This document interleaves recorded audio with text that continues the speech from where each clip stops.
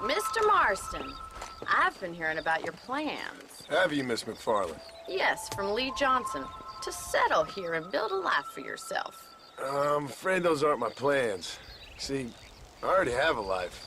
Well, I had one, and I'm trying to reclaim it. Or maybe what you could say is that I had two, and I'm trying to end one of them so the other can survive. You do so love to talk in riddles, Mr. Marston. Do you do that, I wonder, as a substitute for having anything interesting to say? Probably, Miss McFarland. Oh, call me Bonnie, you fool. Call me Bonnie. Miss McFarland, I'm married. I have a son. I had a daughter, but she died. Years before that, I rode in a gang. We robbed banks, trains, held people ransom. We killed people we didn't like. Bill Williamson was in that gang. Now, if I don't capture my former brother in arms, great harm will befall my family. Now, I don't suppose any of this is very interesting to you, but I hope it explains why I wasn't so eager to talk about it. No, I do understand. I had no idea. You poor man. Even in this new country, memories don't really fade. My father was an illiterate Scot born on the boat into New York. He never saw his homeland, but to hear him talk about it, you'd imagine he only ever ate haggis and wore a kilt. And he hated the English for what they had done to his great-grandparents that he'd never met. People don't forget. Nothing gets forgiven. That's true, especially when it comes to money. And you know, even now, after all his labors, my father's debts are still terrible. I worry every day about us losing the ranch. It would kill him. My father died when I was 8 years old.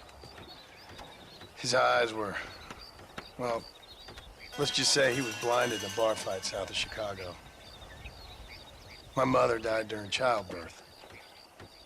She was a prostitute, and he was her, well, I don't know what he was. So I was sent off to an orphanage and ran away and fell in with a gang. My word. What a difficult life you've lived. The leader of the gang taught me how to read, taught me how to see all that was good in the world. He was a great man in a way. But you killed people. Sure. And I've suffered for it. And that's the life I left, or tried to leave. Said too much, Bonnie. I'm an uneducated killer, sent here to do all I can do well. Kill a man in cold blood so that another man may do his part to cut crime in an area, and a rich man can be elected governor on the back of these promises. Civilization is a truly beautiful thing, Mr. Marston. Listen, can you help me? Well, I can try. What do you need, money? No, nothing so complicated. I need an extra hand to take out the herd to pasture. Sure. Point me in the right direction.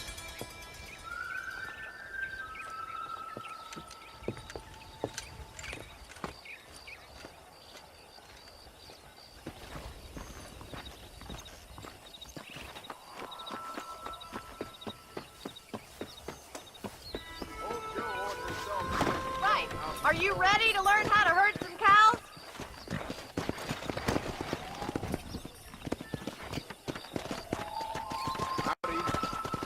Thank you for telling me all that back there. It must have been hard for you. Hope you understand now why I've been playing my cards somewhat close to my chest. I didn't know you had a wife and child. Then again, I don't think I ever asked. They're lucky to have a man like you. I ain't so sure about that, but thank you.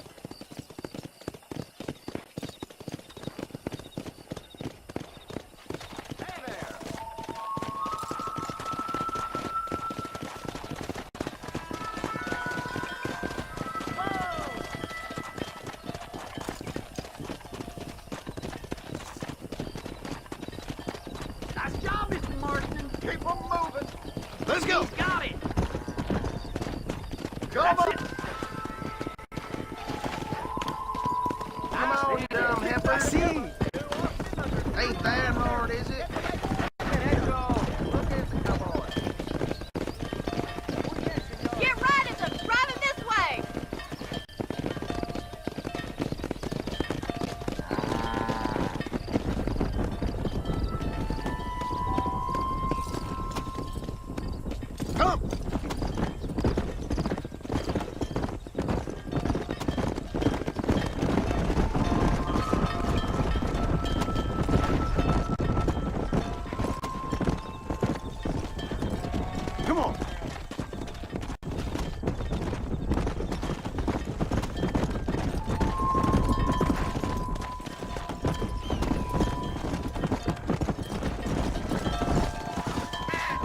just showing off now.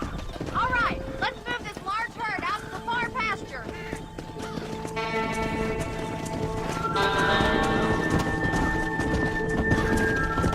Go! Keep the fleet behind them.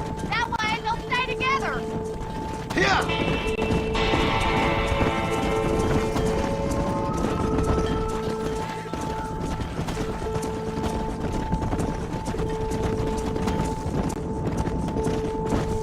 Come on! Control that horse, will ya? Come on! That's a big herd for your first time. You're not bad with the herd. Ranching might be your true calling, Mr. Marston. Either that, or you were a cow in a past life. Thank you, Miss McFarland. I'll see you later. I have work to do back at